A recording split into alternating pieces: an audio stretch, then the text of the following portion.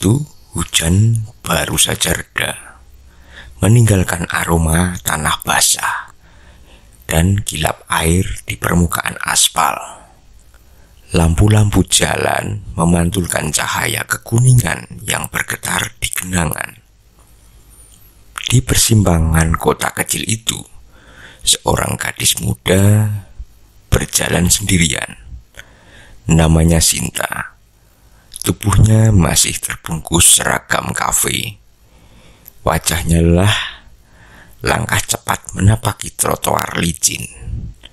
Udara lembab menusuk tulang, membuat bulu kuduknya meremang. Motor-motor berderu, mobil berdesing. Namun entah mengapa, suasana terasa janggal. Ia melirik ke kanan ke kiri. Toko-toko sudah menutup pintu. Hanya sisa cahaya dari warung kecil yang masih menyala. Lampu jalan redup bergetar, seakan siap padam kapan saja. Sejenak ia merasa jalanan begitu lenggang, padahal jam belum terlalu larut. Ada tekanan aneh di udara, seolah sesuatu menatap dari balik bayangan. Ia hendak menyeberang. Sebuah truk melintas cepat. Ban besar menggesek genangan, menciprati kakinya. Sekejap jantungnya berdegup keras. Di hadapannya, ia seakan melihat siluet samar seorang perempuan menunduk di tengah jalan. Pucat, rambutnya menjuntai menutupi wajah. Sinta terhuyung, tubuhnya kaku, nafas tercekat.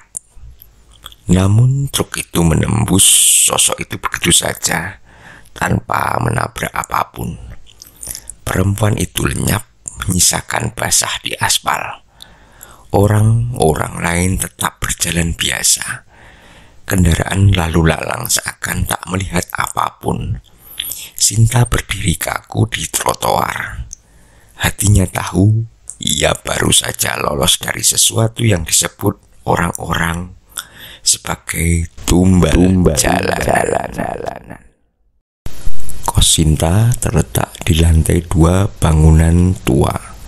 Cat temboknya mengelupas. Jendela kayu berderit setiap kali disentuh angin. Di kamarnya yang sempit, hanya ada ranjang, lemari tua, meja belajar, dan cermin berbingkai kusam.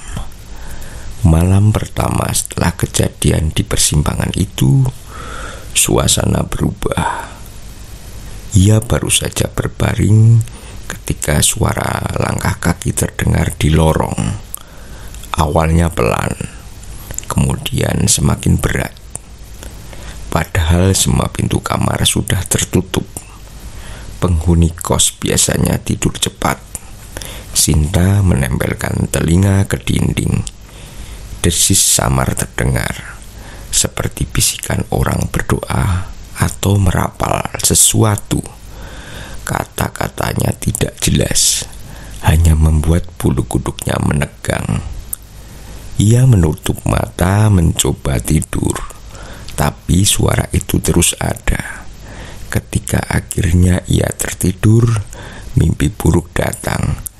Dirinya berdiri di persimpangan jalan, lampu-lampu jalan padam, dan dari arah gelap puluhan sosok berjalan ke arahnya dengan wajah yang tak terlihat. Pagi datang dengan cahaya suram. Sinta hendak mandi, namun ketika menatap cermin di kamar mandi, ia membeku. Bayangan di kaca bukan hanya dirinya. Ada seorang perempuan berambut panjang basah berdiri di belakangnya. Rambut itu meneteskan air kotor, menodai ubin. Sinta menoleh cepat. Kamar mandi kosong, hanya suara tetes keran yang bocor. Hari itu ia mencoba melupakan, namun malam tiba lebih cepat dari biasanya. Ia berbaring, pintu kamarnya bergetar. Ketukan keras berulang-ulang. Namun saat dibuka, lorong sepi. Ia kembali ke ranjang. Lalu jendela terbuka sendiri. Tirai berayun meski udara malam tenang. Dari luar terdengar suara nyanyian anak kecil tanpa nada, pelan dan dingin. Sinta membenamkan kepala dalam bantal, tapi suara itu justru terdengar lebih dekat. Suasana kos berubah. Teman-teman sekamarnya menghindar. Beberapa menatapnya aneh. Beberapa hanya menunduk tanpa bicara. Sinta merasa semakin terasing. Malam itu langkah kaki terdengar lagi. Kali ini lebih banyak. Puluhan kaki berderap di lorong. Lantai kayu berderit berat. Mereka berhenti tepat di depan pintunya. Sinta menahan napas di balik selimut. Telinganya jelas mendengar suara berbisik. Sinta, Sinta. Ia tak menjawab, tapi ia tahu sesuatu ingin mengambil kembali, menggantikan tumbal yang luput di jalanan. Di kampus, bukunya penuh coretan. Garis-garis menyerupai bekas ban, bercampur noda tinta merah seperti darah. Di kantin, sendoknya meluncur jatuh sendiri. Teman-teman semakin menjauh. Dan ketika ia pulang, ia tidur dengan lampu menyala. Musik keras diputar, namun malam tetap mencekam. Tubuhnya tiba-tiba berat, seakan ada yang duduk di atas dada. Ia tak bisa bergerak. Suara nafas orang lain terdengar di kamar. Jari dingin menyentuh wajahnya. Lidahnya kaku, mulut terkunci. Sinta hanya bisa menitikkan air mata. Batas antara nyata dan tidak semakin kabur. Di jalan, orang-orang terlihat aneh. Ada yang bermata hitam seluruhnya, ada yang tersenyum dengan mulut sobek. Ia berlari pulang, nyaris jatuh di tangga kos. Malam itu angin kencang bertiup meski jendela terkunci rapat. Suara kendaraan dan teriakan bercampur memenuhi kamar. Lampu berkedip, bayangan menari di dinding. Lalu ia melihatnya. Seorang perempuan berambut panjang yang pernah muncul di jalan, kini berdiri di sudut kamar. Wajahnya tertutup rambut. Tubuhnya meneteskan air kotor. Sinta beringsut ke belakang. Namun ranjang justru semakin dingin, seperti menelan tubuhnya. Teror berulang setiap malam. Cermin-cermin memantulkan wajah asing. Dinding bergetar. Terdengar seperti ada yang mengetuk dari balik tembok. Kadang-kadang pintu kamarnya terbuka sendiri, meski ia sudah mengunci. Setiap kali ia menulis catatan untuk menenangkan diri. Halaman buku catatan itu selalu berubah pada saat esok pagi. Huruf-huruf berantakan membentuk kalimat. Tempatmu bukan di sini. Tubuh Sinta semakin kurus. Matanya cekung, ia jarang keluar kamar.